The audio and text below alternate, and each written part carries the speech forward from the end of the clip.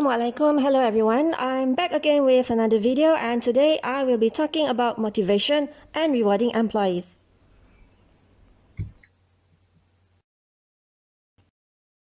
Motivation is a psychological process which can create spirits. It refers to the process by which a person's efforts are energized, directed, and sustained toward attaining a goal. Motivation is central to management because it explains why people behave the way they do in organizations. There are three key elements of motivation. They are energy, direction, and persistence. The energy element is a measure of intensity. When someone is motivated, he or she makes effort and tries hard. Energy is important to make sure the effort level is always high.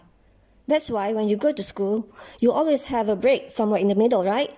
So that you can come back feeling refreshed with more energy and stay motivated. The effort must be channeled in a direction that benefits the organization, and usually the direction must be consistent with the organization's goals. And the third element is persistence. It refers to whether when faced with obstacles, people keep trying or give up. This can also be one big problem in motivation. You probably have gone to a motivation talk before and feeling very motivated after that, right? But for how long? So in management, it's very important for the managers to make sure the employees are persist in putting forth effort to achieve their goals. Motivation can come from either intrinsic or extrinsic sources. Intrinsic motivations involves engaging in a behavior because it is personally rewarding, performing an activity for their own sake rather than desire for some external reward. Essentially, the behavior itself is its own reward. On the other hand, extrinsic motivation occurs when we are motivated to perform a behavior or engage in an activity to earn a reward or avoid punishment. So we will do something in order to get something back in return or to avoid something unpleasant. So how can managers and organizations promote enthusiastic job performance, high productivity, and job satisfaction? Many studies of human behavior in organizations have contributed to our current understandings of these issues. The earliest studies of motivations involve an examination of individual needs. Specifically, early researchers thought that employees try hard and demonstrate goal-driven behavior in order to satisfy needs. So researchers have developed theories to understand what people need.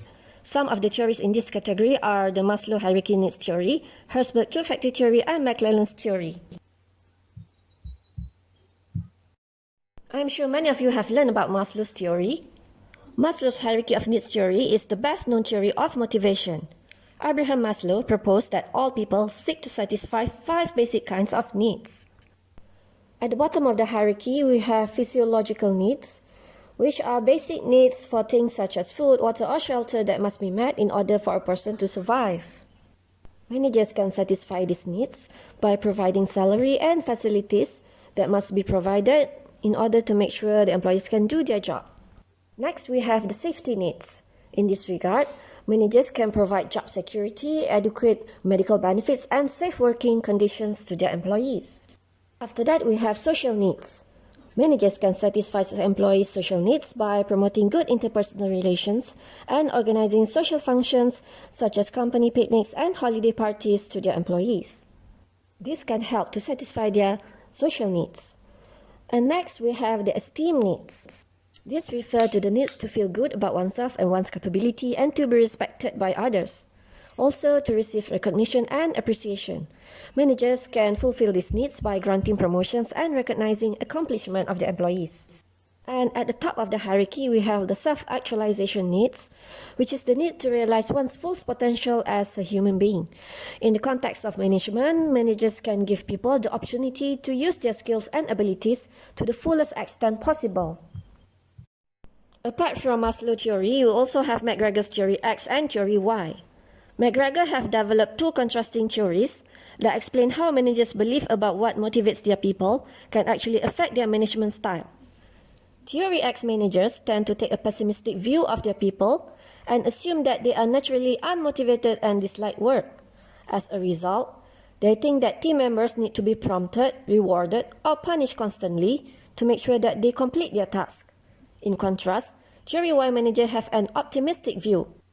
So to maximize employees' motivation, managers should use Theory Y practices, which allow employees to participate in decisions, create responsible and challenging jobs, and encourage good group relations.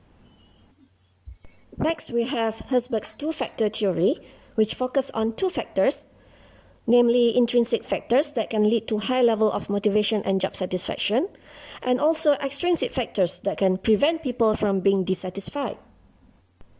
According to Herzberg, people have two sets of needs or requirements, referred to as motivator needs and hygiene needs. Motivators are more concerned with the actual job itself. For instance, how interesting the work is and how much opportunity it gives for extra responsibility, recognition, and promotion. On the other hand, hygiene factors are factors which surround the job rather than the job itself. For example, a worker will only turn up to work if a business has provided a reasonable level of pay and safe working condition. But these factors will not make him work harder. So hygiene factors are important to prevent dissatisfaction, but not necessarily will make them highly motivated. So managers must pay attention to both motivators and hygiene factors. And lastly, we have McClellan's three needs theory.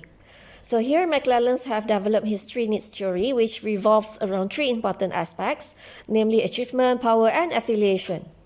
The need for achievement is the drive to excel, to achieve in relation to a set of standards, and to strive to succeed. The need for power refers to the need to make others behave in a way that they would not have behaved otherwise. So it refers to the need to influence somebody else. And the need for affiliations is the desire for friendly and close interpersonal relationships. So usually the best managers tend to be high in their need for achievement, power, and affiliation. However, if the manager's need for affiliation is too high, he might not be the best manager, because the managers might tend to play safe and afraid to implement changes in the organizations.